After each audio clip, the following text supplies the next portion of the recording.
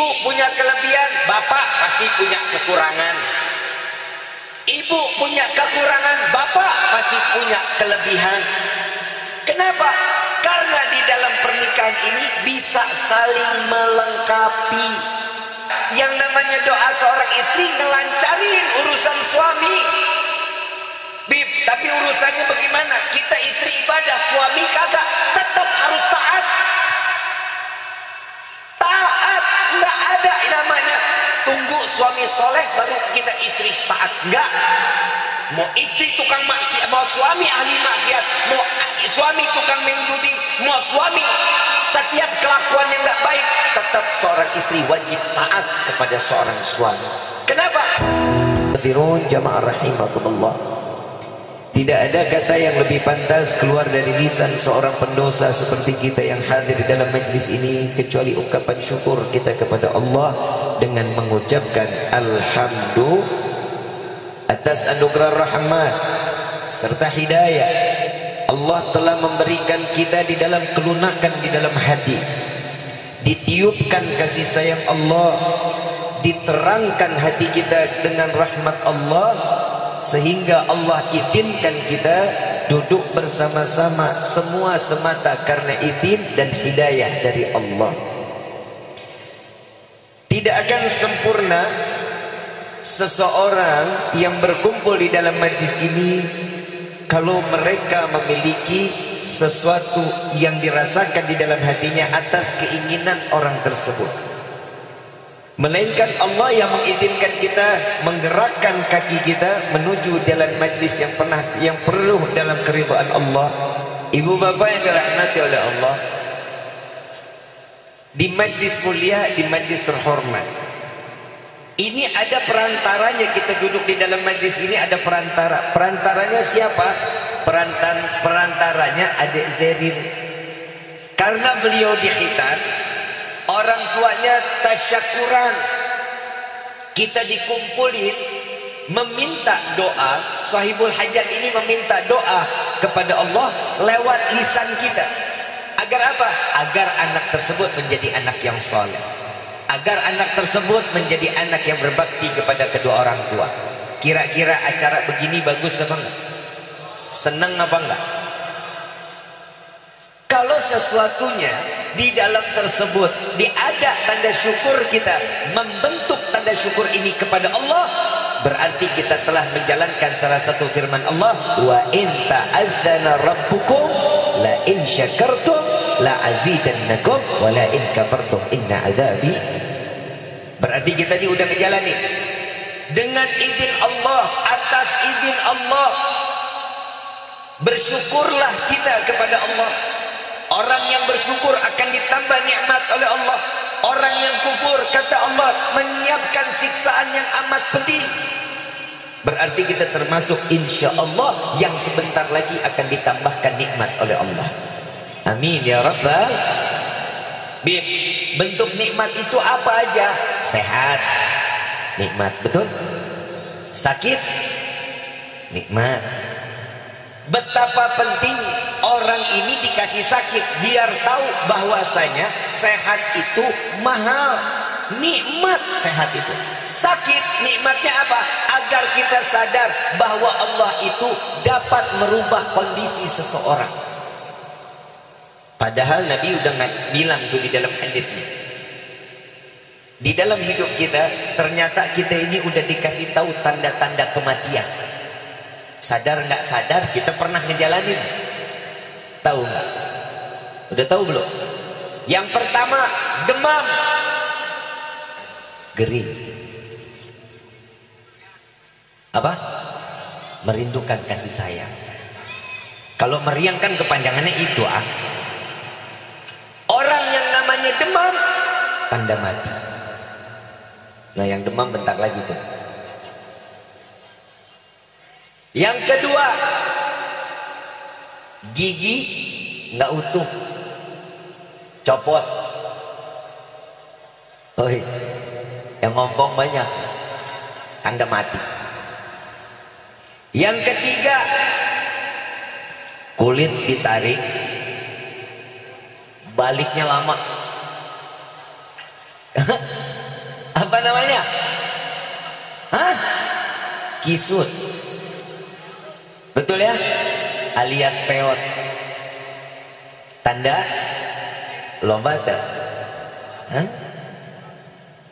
Yang keempat, ini mau nggak mau saya harus sebutin.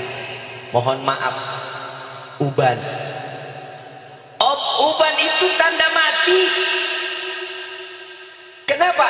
Saat orang tahu dia punya uban, berarti kematian udah tinggal dikit lagi. Jadi nggak pantas. Berbuat kemaksiatan udah nggak pantas. Orang yang namanya udah nunggu uban, nenek-nenek maaf, udah nggak pantas lagi pakai legging. Betul nggak? Bapak-bapak udah gas aki-aki. Pandang muda, nggak pandang tuh. Yang umur 60 ada nggak? Hah? 3 tahun lagi. Lah, Nabi bilang apa? Umatku umurnya tuh nggak jauh-jauh 60 sampai 7. 3 tahun lagi kan yang 60. Yang 63 ada. Tinggal dicabut si kringnya. Acara yang begini mengingatkan kita akan kematian. Senang silahkan, nggak ada yang melarang kita senang. Bahagia silahkan, nggak ada yang melarang. Tapi kalau kebahagiaan itu dipakai untuk beribadah, itu jauh lebih baik. Hari ini tergolong ibadah. Kenapa? Ada pembacaan maulid Nabi Muhammad SAW. Ada baca solawat, ada baca qasidah. Bagus apa? Ini adalah salah satu tanda syukur insya Allah yang diridhai oleh Allah. Alhamdulillah. Nah, pantas tuh di dalam surat Ar-Rahman tuh satu ayat diulang puluhan kali. Fabi ayyi ala'i rabbikuma tukal. Nikmat yang mana yang kalian dustakan wahai hambaku? Semua Allah kasih buat kita. Kadang manusia ini nggak ada syukurnya, terutama no awewe. Bu, ibu tidur. Bu, kedengeran. Bu, syukur nggak? Apaan lu main syukur-syukur aja? Syukur nggak milik suami kayak bapak? Yalah lu mah syukuri. Syukur apa syukurin? Bukan, emang begitu modelnya. Bu, mau rumah tangga langgeng, imannya dibawa di rumah tangga. Jangan dikit-dikit duit. Bapak nyari duit kewajiban memang, tapi kalau dapatnya segitu ya terima, syukur, jangan banyak minta. Bu, kalau bapak minta dikasih. Bener pak? Minta apa emang dia? Dimasakin. Bu, dikasih duit nggak sama bapak? Hah? Dikasih? Jangan takut, ibu ngomong aja. Banyak apa dikit? Dikit. Tuh emang dasar nggak punya syukur. Padahal buat kita laki-laki pak, itu sudah sekeras tenaga, peras keringat, dapatnya segitu, ya udah. Tapi masih diukur sama perempuan mah dikit. Betul nggak pak? Saya tanya bapak, cari duit capek nggak pak? Dari pagi sampai malam capek nggak? Ketemu istri sampai di rumah minta duit, kesel nggak? Ya kagak berani jawabnya. Bu, tanda syukur ini berhubung karena khitanan, saya bahas rumah tangga boleh nggak sebelum ke anak? Ini kemungkinan saya ngebahas anak jam 1:30. Setuju? Hah, sanggup? Yakin? Aing mantep. Ibu bapak yang dirahmati oleh Allah, di dalam rumah tangga, kenapa di pernikahan itu harus yang didasari pernikahannya dengan iman. Kenapa? Maka dari itu iman ini mempatri pernikahan agar satu sama lain bersyukur kepada Allah. Ibu punya kelebihan, bapak pasti punya kekurangan. Ibu punya kekurangan, bapak pasti punya kelebihan. Kenapa? Karena di dalam pernikahan ini bisa saling melengkapi. Ibu disuruh nyari duit dari pagi sampai malam, gak bakal sanggup. Betul nggak? Bapak disuruh gendong anak 1 jam aja, sanggup nggak? Nggak bakal. Mau badan sekeker apapun, gendong anak 5 menit, oper kanan, oper kiri, oper kanan, oper kiri. Udahannya balikin lagi ke istri. Perempuan dapat, Pak, maaf, jujur, saya ngebela perempuan. Saya wajib ngebela perempuan. Yang pertama, Pak, ibu ngandung 9 bulan anak, Pak. Kemana aja itu, Masya Allah, Pak, sakitnya bukan main, Pak. Pinggang pegel, tidur susah, sesek. Betul nggak, Bu? Belok kanan nggak enak, ke kiri apalagi kalau tengkurap kayak ayunan. Betul, Bu? Kalau bapak minta anak lagi boleh nggak, Bu? Tuh lihat perempuan begitu tuh, padahal tuh tugasnya seorang istri itu nampung. Iya aja, Neng, hoyong baby gas itu jawaban yang benar. Istri sekarang kalau diajak ngomong begitu, Pak, Neng, mau punya dedek bayi lagi boleh? Sono aja bunting sendiri. Itu jawaban istri sekarang mah begitu, Bu. Betul, Bu? Betul lagi, teboga otak.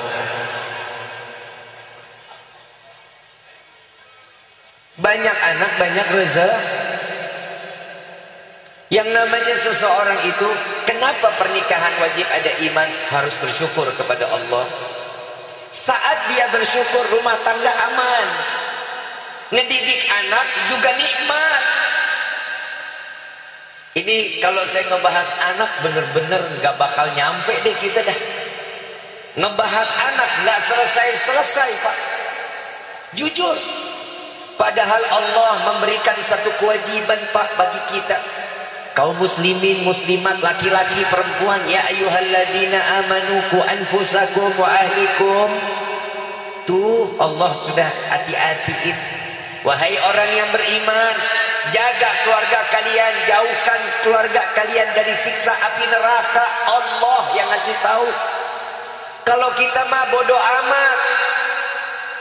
Kenapa? Sholatnya nggak ditanya. Nah, udah sholat belum? Nah, udah ngaji belum? Gak pernah. Tugas bapak juga kewajiban, nyuruh istri sholat wajib, Pak. Pak, maaf, urusan akhirat bapak nomor 1 dihadapin sama Allah. Istri itu fitnah, Pak, buat kita. Ini fitnah dunia, fitnah akhirat istri. Jujur, kadang istri ngelihat lagi orang senang, ya Allah kayaknya sayang banget tuh sama istrinya. Tuh ntar kita dibela. Tuh lihat no, si Cece punya anak, punya suami, sayang banget sama dia. Kalau ngasih duit sebulan 10 juta, kayaknya aing mah. Perempuan sekarang mah gitu. Ingat, kebahagiaan orang tuh beda-beda, Ibu. Ibu dikasih duit 5.000 buat beli lipstik, ambil. 5.000 lipstik apa ambil? Jalan ke warung beli Fanta kulup-kulup. Syukurin dulu. Pokoknya yang keluar rezeki dari suami, alhamdulillah. Kalau disuruh dagang, kalau disuruh belanja, Neng, besok belanja ya Neng, duit 50.000, beli secukupnya. Ikan peda, sambal, bawang putih, cabai rawit, garam, selesai. Makan ikan peda pakai sambal, makan pakai nasi, pasti darah tinggi lakinya. Ya iyalah, emosi 50.000 dapetnya begituan doang. Bu, ini karena banyaknya perempuan, saya bahas buat perempuan dulu, boleh ya? Dadah, laki mah udah Pak, tenang, kita mah urusannya sorga Pak. Nih bener, di neraka paling banyak laki apa perempuan Pak? Emang sieun aing mah. Kenapa di neraka paling banyak perempuan? Tahu? Ini model-model begini. Bu, kenapa saya bilang laki-laki ini ahli sorga? Nih lihat muka-muka teraniaya.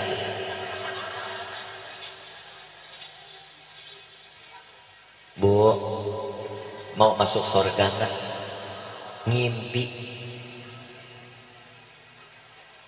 Padahal ibadah paling banyak perempuan loh dibanding laki-laki. Sampai ada satu wanita datang kepada Rasulullah Sallallahu Alaihi Wasallam. Ya Rasulullah, ini kalau dibilangi, maaf, kalau disebut nama Rasulullah, sholawat sama Nabi. Kenapa? Agar hati kita terpaut dengan Rasulullah, biar kita dekat sama Nabi Muhammad. Satu perempuan datang kepada Nabi nanya, wahai Rasulullah, kenapa sholat Jumat wajib hanya untuk laki-laki? Kenapa jihad fisabilillah wajib untuk laki-laki? Kenapa tidak wajib bagi kami perempuan? Kami pun mampu, kami pun sanggup. Rasulullah bilang apa? Wahai para sahabatku, dengarkan pertanyaan daripada wanita ini. Wahai wanita yang ada di hadapanku, sampaikan jawaban ini kepada wanita yang ada di luar sana. Wahai sahabatku, ketahuilah, diwajibkan untuk laki-laki salat Jumat dan jihad fisabilillah karena mereka memiliki kewajiban seorang laki-laki yang mampu. Tapi seorang wanita tidak harus salat Jumat, tidak harus jihad fisabilillah, melainkan dia mengurusi suaminya, dia menguruskan rumah tangganya, dia didik anak-anaknya. Itu sama sebagaimana mereka mendapatkan pahala salat Jumat dan mendapatkan pahala jihad fisabilillah. Dengek tuh, pahalanya banyak. Ngurusin anak, ngurusin suami, ngurusin rumah tangga. Kita laki-laki tahu, perempuan ngurusin begituan udah capek. Betul nggak? Jujur Bu, saya tanya, jawab semuanya. Ibu ngurusin rumah tangga capek apa enggak? Ngurusin anak capek apa enggak? Ngurusin suami capek apa enggak? Makanya Allah kasih keringanan, laki-laki boleh nikah 2, 3, 4 biar perempuan nggak capek-capek.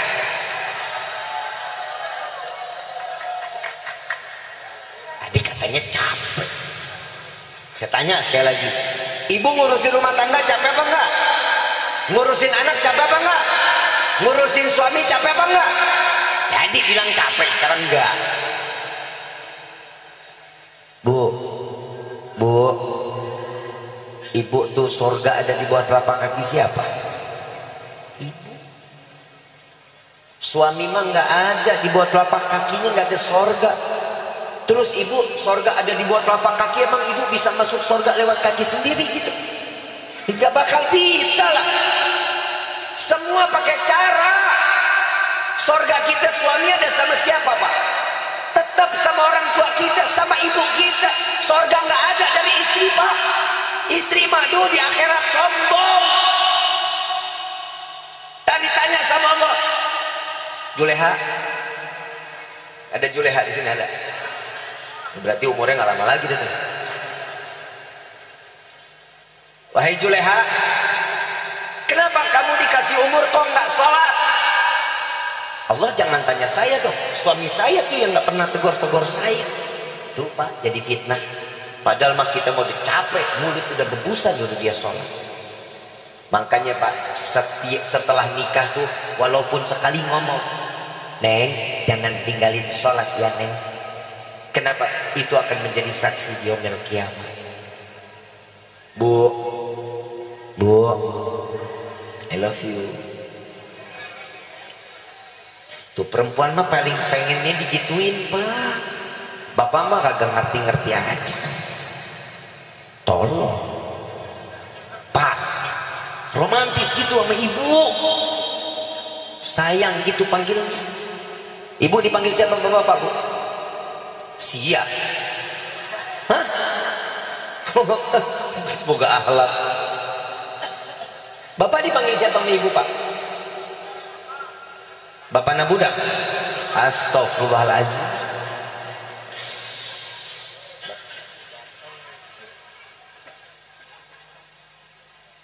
Panggilnya dirubah dong, ya. Nabi mah romantis Pak. Kita laki mah kalah Pak. Nabi SAW adalah laki-laki yang paling romantis. Ada satu waktu Nabi ngelihat keluar rumah, ada anak laki-laki main pedang-pedangan Pak, lagi main perang-perangan. Makanya kalau ada anak main perang-perangan, laki biarin, lagi jalanin sunnah, ya, lagi ngejalanin sunnah. Tuh didengerin, laki-laki mainnya pedang-pedangan. Kalau ada anak kita main masak-masakan, anak laki, bahaya. Udah gedenya jadi laki-laki tulang lunak. Paham ya? Begitu saat dimana Siti Aisyah, Rasulullah lagi di rumah Siti Aisyah. Rasulullah lagi di rumah Siti Aisyah, kelihatan Siti Aisyah tuh pengen banget ngelihat anak-anak yang sedang main.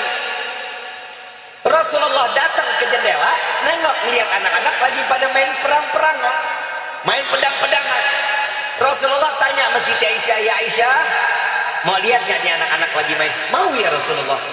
Bangun buru-buru Siti Aisyah.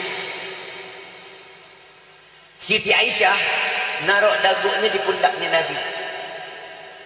Paham gak tuh? Siti Aisyah taruh dagunya di pundak.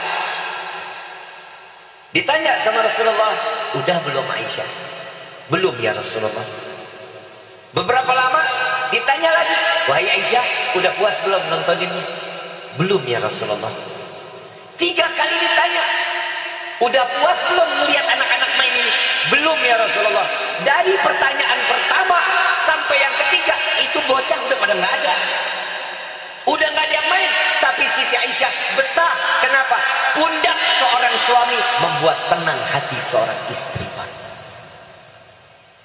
Ntar pulang, ibu taruh di pundak sambil jalan. Itu yang pertama. Yang kedua, berarti Rasulullah romantis nggak? Yang kedua, Rasulullah pulang datang ke rumah Siti Aisyah.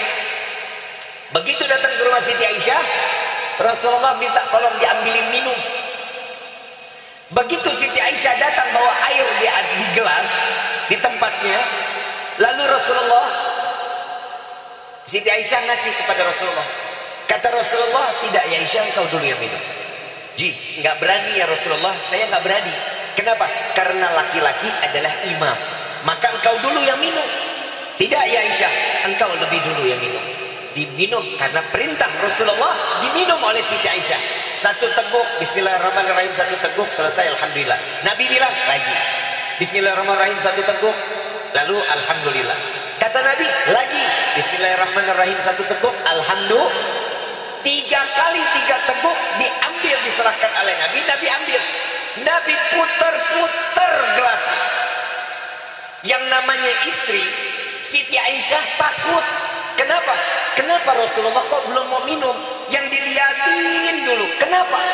Takut ada kotoran kah? Kalau ada kotoran membuat hati Nabi nggak enak, itu istri berasa dosa besar. Siti Aisyah berani nanya, ya Rasulullah, apakah mau diganti airnya? Ada kotoran ya Rasulullah? Tidak ya Aisyah.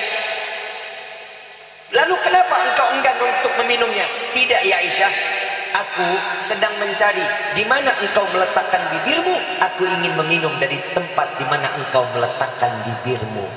Sallu ala Nabi Muhammad. Bapak pernah nggak minum 1 gelas sama ibu? Pasti ibu bilang, bapak mencorok. Bu, minum 1 gelas sama seorang suami itu berkah. Paham Bu? Berkah.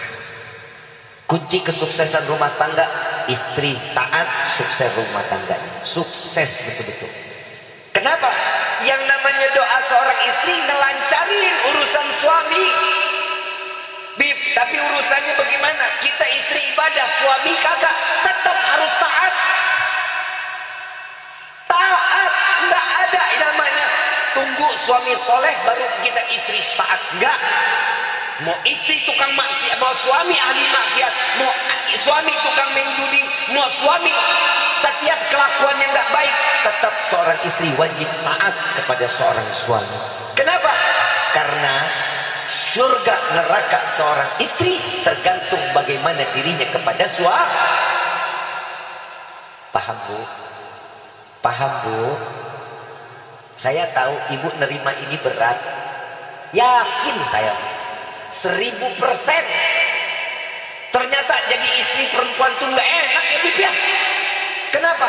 Riweh, nggak boleh ini, nggak boleh itu. Iya, kenapa? Karena surga jaminannya seorang suami. Ibu sekarang rapat pakai kerudung, besok teras rumah lagi nyapu, kerudungnya juga dipakai. Lu mengablak au kemana? Tetangga laki lewat, engkau lagi mampirlah, ilaha illallah. Tutup bu, tutup. Maaf, saya ulang di tiap kali saya ceramah. Satu helai rambut seorang wanita dapat memasukkan 4 laki-laki ke dalam neraka jahanam. Yang pertama ayahnya, yang kedua suaminya, yang ketiga paman dari ayah atau dari ibunya, yang keempat anak laki-lakinya. Bu, hati-hati ya bu ya. Bib, ya Bib jangan istri mulu dong. Laki bagaimana? Ya mau bagaimana? Orang surga ada kuncinya sama suami. Bu, ada seorang wanita masuk surganya gampang banget bu, dijadiin bidadari surganya Allah bu. Punya suami bengis jahat, wah ngaku Tuhan bu. Siapa bu istri tersebut? Siti? Siti? Sia. Punya suami siapa bu? Siapa bu? Fir'aun. Kok bisa si Asia punya suami seorang Fir'aun, tapi kok jadi istrinya bisa masuk ke dalam surga padahal dia bukan nabi? Kok bisa seorang istrinya Fir'aun masuk ke dalam surga? Buah kesabaran dan taat kepada suami. Tuh, taat kepada Allah, taat kepada nabi, kepada suami, surga jaminannya, dijadikan bidadari surganya Allah. Banyak peristiwa tentang bagaimana seorang istri yang dia menjaga kehormatan seorang suami, pasti dia akan mendapatkan kebahagiaan dunia maupun akhirat. Salah satu contohnya, ada sahabat Rasulullah peperangan bareng ikut sama Nabi. Begitu saat dia jalan berperang, dia bilang sama istrinya, wahai istriku, jangan keluar rumah sampai tunggu aku kembali. Ini istri megang amanah dari suaminya. Makanannya disiapin, buat masak disiapin, semuanya disiapin. Begitu dia udah 3 bulan, dia datang, suaminya datang, tanya, bagaimana kabarmu wahai istriku? Sehat, alhamdulillah. Gak ada muka kesel, gak ada muka kegundahan, gak ada. Iya, sehat wahai suamiku. Bagaimana kabar orang tuamu? Aku dengar orang tuaku telah meninggal dunia. Dari mulai sakit aku mendengar kabarnya. Engkau tidak takziah, engkau tidak datang? Tidak. Saat meninggal engkau tidak datang? Tidak. Ini seorang istri memegang teguh wasiat seorang suami, tidak keluar dari rumahnya. Ini suami jadi takut, kalang kabut. Dia datang kepada Rasulullah, dia bertanya kepada Rasulullah, wahai Rasulullah, saya punya istri, saya wasiatkan jangan keluar rumah, tunggu sampai saya kembali peperangan. Orang tua sakit, dia nggak jenguk. Orang tua meninggal, dia tidak takziah. Saya telah menjadi suami yang durhaka ya Rasulullah. Apa jawaban Rasulullah? Rasulullah henti sejenak. Saat itu dibicarakan oleh Rasulullah, wahai sahabatku, ketahuilah apa yang dilakukan oleh istrimu telah membuat orang tuanya masuk ke dalam surga karena ketaatan seorang istri kepada suaminya. Tuh, dengar baik-baik bu. Bu, Ibu, dengar nggak tuh? Cuman karena taat sama suami orang tuanya bisa masuk surga, Bu. Bu, mau masuk surga bareng sama bapak nggak? Mau nggak? Bapak mau nggak bareng masuk surga bareng istri? Saya tahu bapak mah dalam hati nggak mau. Kenapa nggak, Beb? Di dunia aja nyusahin, gimana di akhirat? Mudah-mudahan kita semua dijadikan keluarga yang sakinah, mawaddah, warahmah, diberikan keturunan yang saleh-salehah. Amin ya rabbal alamin. Kalau pasangan rumah tangga ini udah baik, putra putri kita pasti akan ngikutin cara kita. Romantis di dalam rumah tangga perlu. Kenapa? Mencontohkan kepada putra putri kita agar mereka taat, sayang kepada pasangannya masing-masing. Sekarang yang saya lagi mau bahas, kenapa orang tua sekarang, kita tahu betul surga ada di bawah telapak kaki ibu, betul? Betul? Siapa yang bicara? Di dalam Al-Quran siapa yang bicara? Allah. Surga itu ada di bawah telapak kaki ibu, Allah yang ngasih tahu. Tapi di akhir zaman ini kayaknya saya bukan yang ragu dengan ucapan Allah, bukan. Tapi di akhir zaman kayak gini saya ngelihat dengan mata kepala sendiri, surga kayaknya udah nggak ada di bawah telapak kaki ibu. Tahu di mana? Di kuota. Kuota ada, aman. Kuota nggak ada, kiamat. Kenapa? Ulah orang tua, anak dikit pakai handphone, mau makan dikasih, jalan sore, jalan kondangan dikasih handphone, mau tidur dikasih. Tuh orang tua sekarang. Maaf, kita kan pernah jadi anak-anak dulu. Kita kan semua di sini belum tentu orang tua, tapi kita semua di sini adalah anak dari orang tua kita. Betul apa enggak? Belum ngalamin. Yang belum nikah ya belum ngalamin. Tapi yang udah dulu, kita punya orang tua dulu ngedidiknya kita ini luar biasa. 5:30 belum rapi, belum pakai koko, belum pakai peci, belum pakai kain, belum mau jalan ke masjid, habis kita digebukin. Betul nggak Pak? Orang tua sekarang nggak ada yang begitu Pak. Maghrib wajib masuk ke masjid. Sekarang Masya Allah masih di depan TV nonton YouTube. Betul nggak? Yang salah siapa? Yang salah siapa? Emaknya no. Dulu kita, maaf, kita flashback sedikit boleh ya? Kita ingat masa lalu sedikit boleh ya? Ibu, bapak pernah nggak ngerasain? Dulu kan nggak ada handphone. Dulu ada handphone nggak? Antara kita sama orang tua deket nggak? Makanya sampai sekarang kita sama orang tua takut. Betul nggak? Kenapa? Yang pertama, saat kita mau makan, orang tua Masya Allah luar biasa sayangnya sama kita, bukan main. Sampai saking sayangnya jadi gila. Pernah nggak kita gila karena orang tua? Orang tua pernah nggak gila karena anak? Pernah. Nih saya ingetin, dulu bapak pernah nggak nyuapin anak? Pernah. Bapak inget nggak dulu disuapin sama bapaknya bapak? Naik sepeda, inget? Ingat, lagi naik sepeda roda 3, roda 4, muter-muter. Bapak yang nyuapin, nak, sini nak. Nih, isi bensin dulu nak, isi bensin. Tuh dia, gila nggak tuh orang tua? Anak sendiri dikata mesin patah. Orang tua perempuan nyuapin kita, nak, sini nak, buka mulutnya. Nih, pesawat mau masuk goa. Ngeng-ngeng. Sejak kapan pesawat bunyi ngeng-ngeng? Gila kan? Tuh orang tua kita dulu. Sekarang mau dikasih makan, dikasihnya.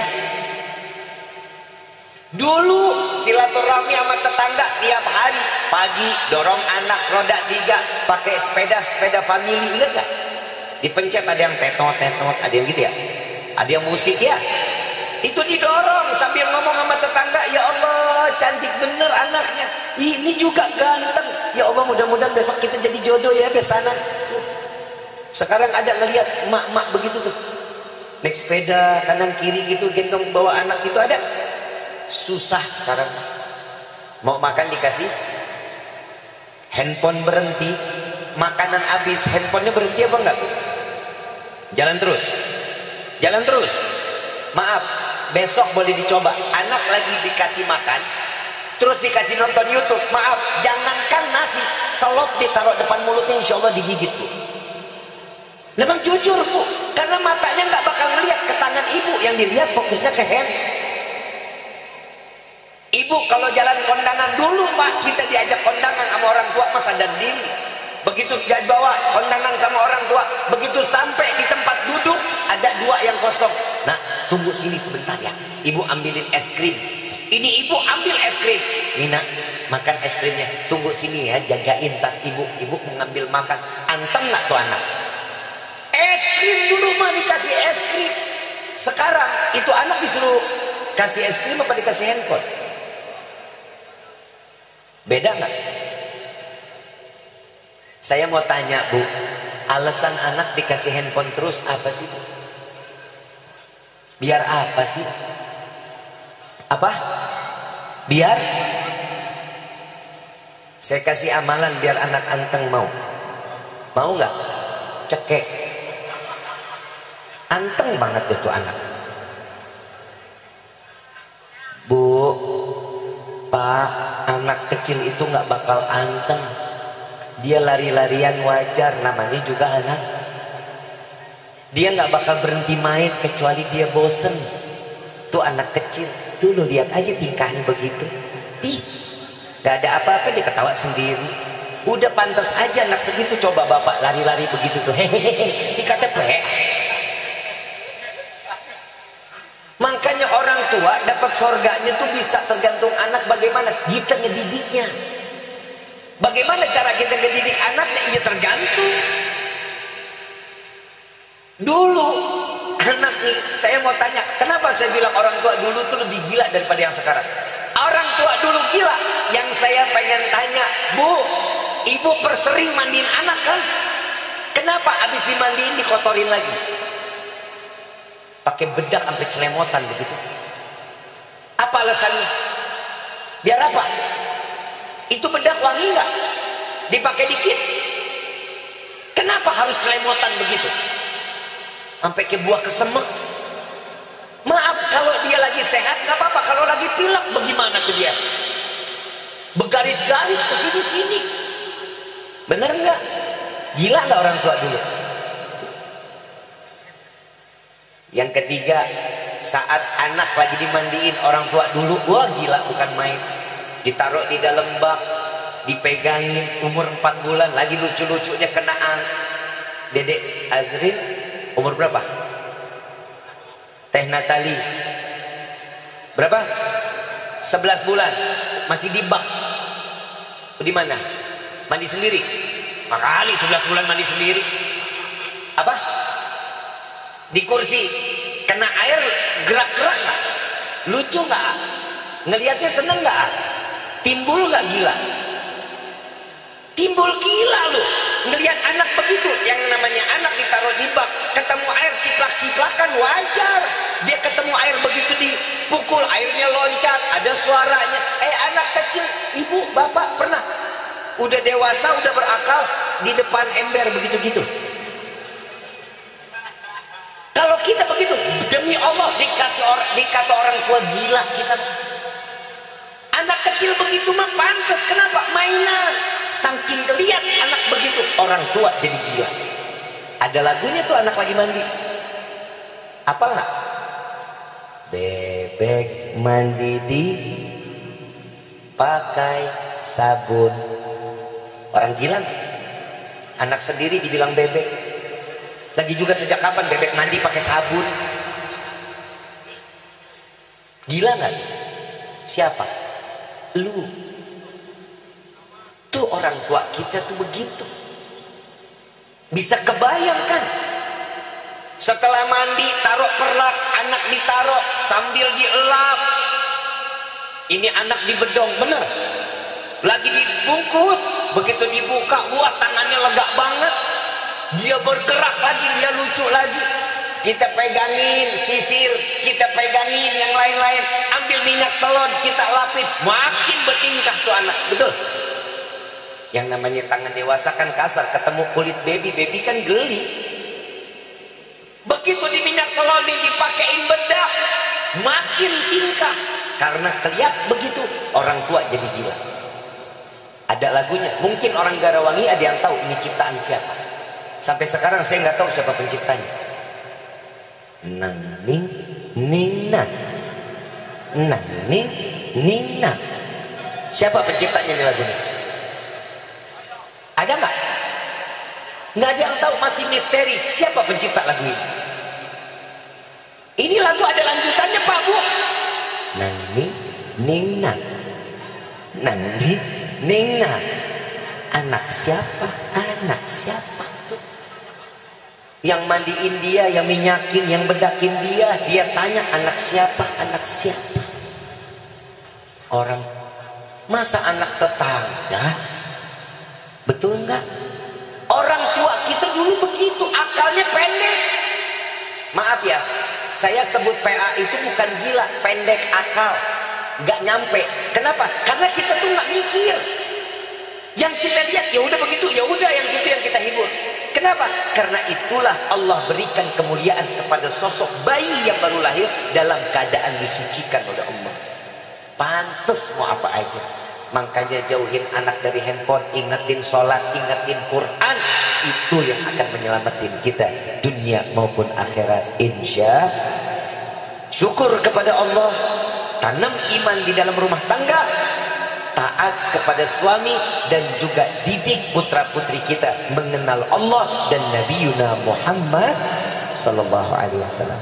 Mudah-mudahan apa yang disampaikan di malam ini menjadi ilmu yang bermanfaat. Dan mudah-mudahan kita pulang dari tempat ini, semua keluarga kita dijadikan keluarga yang sakinah, mawaddah, warahmah, diberikan keturunan yang saleh salehah, khususnya sahibul hajat beserta keluarga. Allah berkahkan di dalam hidupnya, Allah luaskan di dalam segala rezekinya, Allah berkahkan di dalam usahanya, amin ya rabbal. Dan Allah berikan keistiqomahan di dalam beribadah kepada Allah, amin ya rabbal.